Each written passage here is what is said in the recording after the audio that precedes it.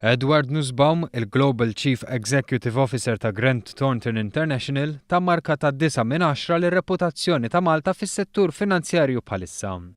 Grant Thornton hija l-5 l-ikbar ditta ta' servizzi professjonali fid-dinja u topera minn 130 pajjiż b'turnover ta' iktar minn $4 biljun u tħaddem 42,000 professjonist.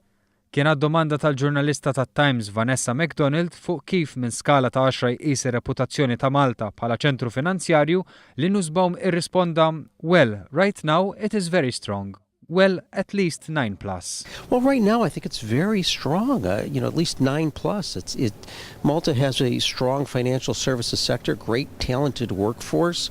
It's got the right business environment in general. Now, there's always ups and downs. There's always bumps in the road with any country, but I think Malta will get past those. So I think from an overall long-term perspective, and even in the short term, Malta is a great place to be doing business and a great place for the financial services industry.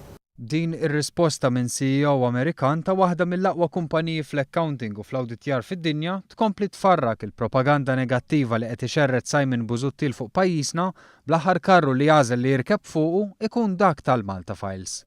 Esperti fis-settur qed jgħidu li dan ma kien xejn għajr attentat biex Malta ma tattirax kumpaniji finanzjarji Ingliżi.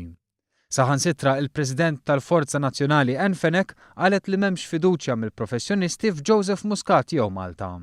Iżda il-kummenti ta' Edward Nussbaum li ilu snin twal fl-industrija u kemm il-darba kien innominat minn Accounting Today bħala wieħed mit-top 100 people in accounting iġibu fix-xejn dan l-attentat ukoll.